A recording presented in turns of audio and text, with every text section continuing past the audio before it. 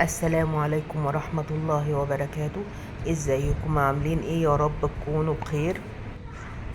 فيديو جديد وطاقة ايجابية ويوم جديد ونشاط وحماس.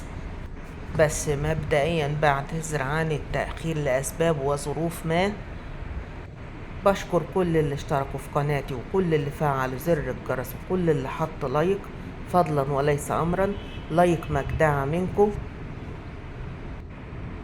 وبشكركم وبشكر كل اللي اشترك في قناتي وكل اللي فعل زر الجرس وكل اللي حط لايك، فضلا وليس امرا. اللايك ده من كرمكم ومن اخلاقكم. اللي حابب يحط لايك يا مرحبا، اللي مش حابب والله خلاص، والله اللايك ده فضلا وليس امرا. ونقول صباح الخير. الساعة حاليا دلوقتي 8 الصبح. أول حاجة نبدأ بيها لازما ولا بد عشان نظبط يومنا لازم القهوة. خدت بقى القهوة وطلعت كده. الساعة كانت حوالي دلوقتي 8 الصبح، والله مش فاكرة 7 ولا 8 الصبح. نشرب قهوتنا المفضلة في البرندة وسط الزرع الجميل، الزرع المبهج اللي بيدي طاقة إيجابية. بس مش عارفة ليه هو الورق أصفر ودبلان. اللي بيشوف الفيديو ده ويفهم في الزرع يقول لنا يا جماعة الخير، الزرع ورقه مصفر كده وبينزل. وهنا بقى بقول لكم اتفضلوا القهوة. طبعا عنوان الفيديو كده مظبوط، ايوه مظبوط. والاصحاب القلوب الضعيفة وللشباب ما يدخلوش، لان الفيديو ده انا ما بقصدش بيه ابدا متابعيني ومحبيني، لا، انا بقصد بيه شخصية معينة. انا مش عارفة هي عرفت ان انا فاتحة قناة ازاي. انا صبعي وجعني من كتر حذف التعليقات. يا بنت الحلال، انت في حاجة مزعلاكي في تليفون تدخلي لي فيه، اما انك انت تدخلي لي في التعليقات وتكتبي لي كلام، على فكرة يعني انت ممكن تكوني مظلومة. وعلى فكرة انت صعبانة عليا جدا. انا اسفة يا جماعة، عندي كحة كده شوية، يعني مزهقاني كده شوية. فعايزة اقولك ما ينفعش انك انت تدخلي لي في التعليقات.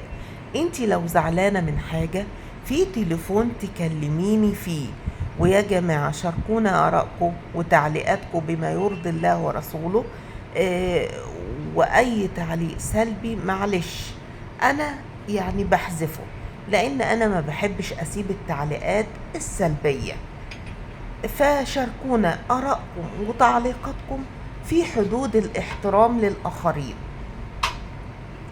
مبدئيا كده أنا كأم أسامة، ده رأيي الشخصي، قد يتفق معايا الآخرين وقد يختلف معايا الآخرين، والاختلاف في الرأي لا يفسد للود قضية. أنا ضد إن أي واحدة تتزوج شخص سبق له الزواج أو حتى مطلق، لأن صدقوني اللي طلق أم عياله هيطلقها. بل أنا كمان ضد إن واحدة تتجوز واحد أو تقترب من واحد كان خاطب وصاب خطيبته. يمكن أنا أكون متشددة شوية، بس صدقوني لا لا لا. ابعدي تماما، ابعدي تماما عن اي واحد يعني مطلق او كان خاطب وساب خطيبته. انت ما تعرفيش هو سابها ليه. ما يمكن يكون ظلمها. وبعدين خلي بالك هي لها مكانة في قلبه. اكيد يوما ما هيقولك ده انا كنت خاطب واحدة وتحلو في نظره قوي بعد ما يتجوزك، وبعد ما الفاس تقع في الراس طب انت ليه بتقولي كده يا ام اسامه؟ ايه الموضوع؟ خش في الموضوع. هدخل في الموضوع واقسم بالله العلي العظيم هذا ما حدث. ويوما ما الست دي كانت تخصنا، وعلى فكرة هي ممكن تكون مظلومة وهي صعبانة عليا جدا. ولو كانت استشارتني انا والله كنت قلت لها لا. وانا بقول هذا الكلام علشان اي شاب او ما اقصدش الشباب، او اي بنت او شابة تتعلم درس من هذا الموضوع. هنا معلش الخمار كان يعني مطرب شوية، عادي يا جماعة، عادي عادي بنشتغل. مش عارفة انا كان في لقطة وانا كنت بغسل فيها السجاد، راحت فين؟ فين راحت فين يا شطارة؟ اوديكي فين يا شطارة؟ يلا ما علينا نرجع لموضوعنا. فأي بنت بتسمع هذا الفيديو لازم تاخد درس. أي بنت أو أي سيدة، سواء مطلقة سواء أرملة سواء بنت بنود، وشافت هذا الفيديو لازما ولابد تتعلم درس. طب ايه الموضوع؟ الموضوع ده انا ما بقصدش بيه متابعية ومحبيني خالص. انا مش عارفة هي بتعرف ان انا فتحت قناة ازاي. المهم نبدأ في الموضوع. دي سيدة يا جماعة الخير، اول ما تزوجت واحد سبق له الزواج وكان معاه بنوتة، وعاشت مع زوجها ده تقريبا 3 سنوات، وأنجبت منه بنتين شكل القمر، بسم الله ما شاء الله وشاءت الأقدار وسبحان الله إرادة الله. توفي هذا الزوج وهو كان متزوج ومعه بنت من الزوجة الأولانية اللي كان متزوجها، وهي أنجبت منه بنتين. طيب اترملتي أنا كأم أسامة كرأيي الشخصي اقعدي ربي بناتك، معاكي بنتين زي القمر هيلموكي على اللي انت عملتيه فيهم يوما ما.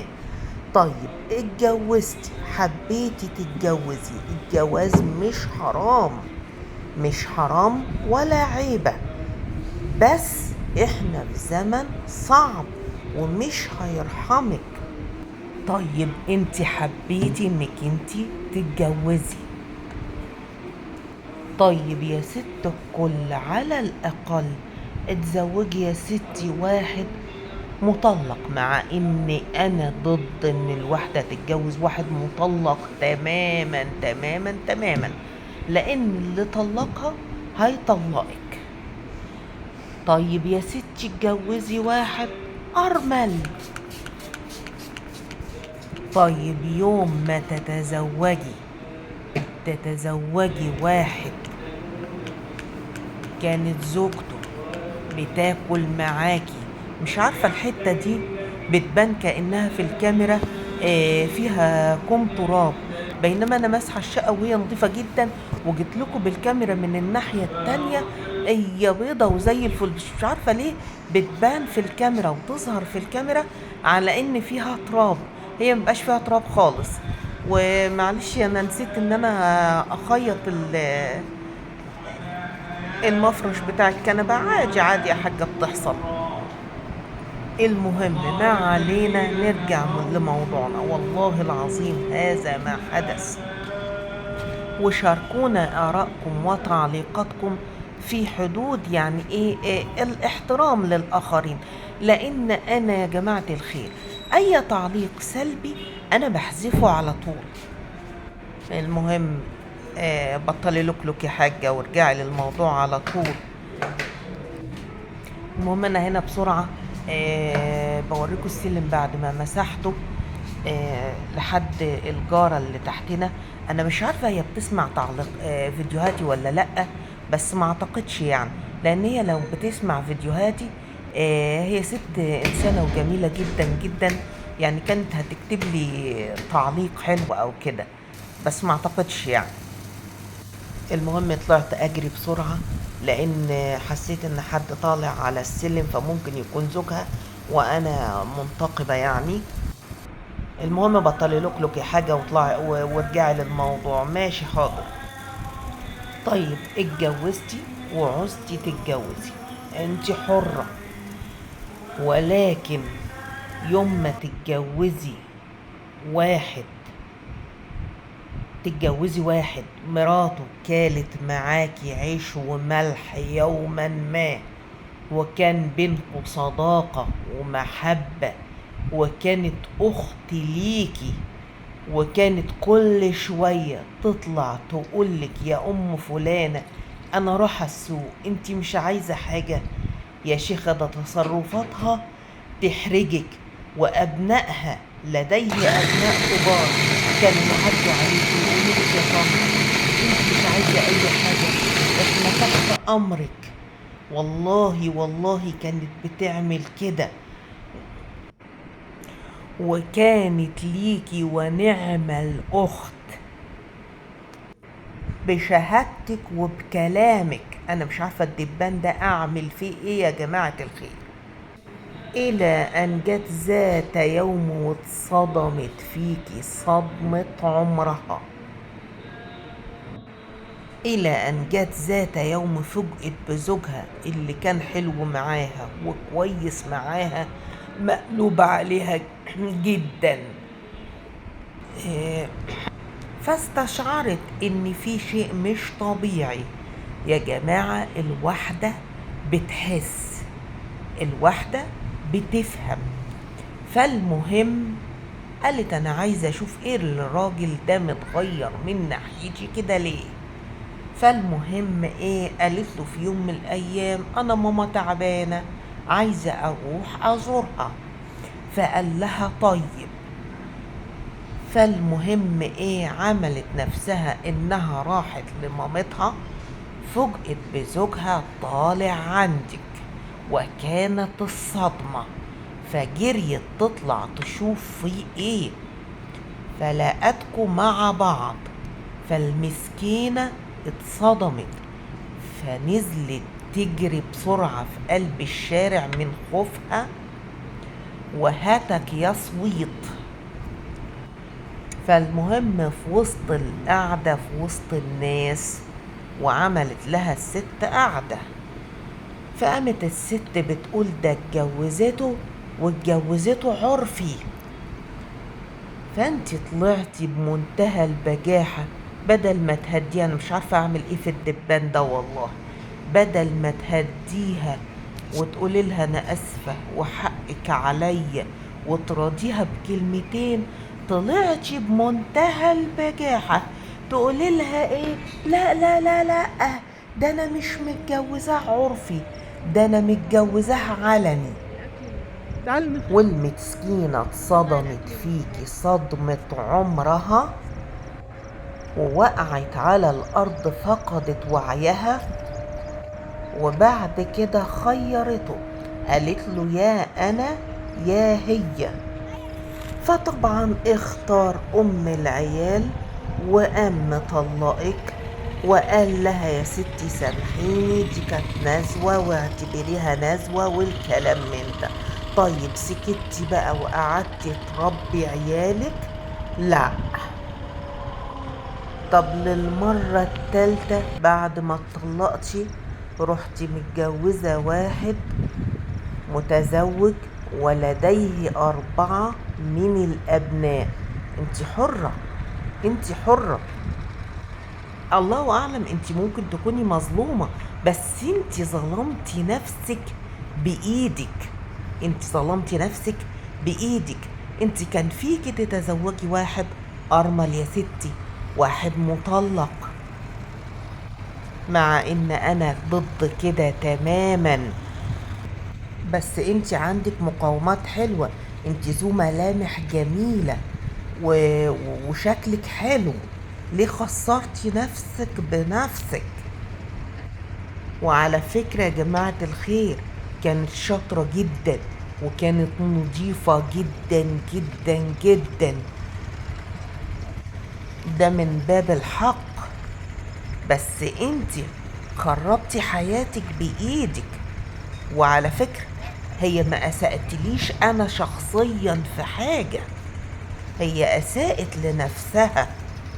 ووجعت دماغكوا بقى وزهقت من شغل البيت، خدت بعضي وطلعت على الغيط اتمشى في وسط الزرع شوية ونشوف الزرع اخباره ايه. واللي وصلت معايا لحد هنا ما تنسانيش من لايك والشير فضلا وليس امرا.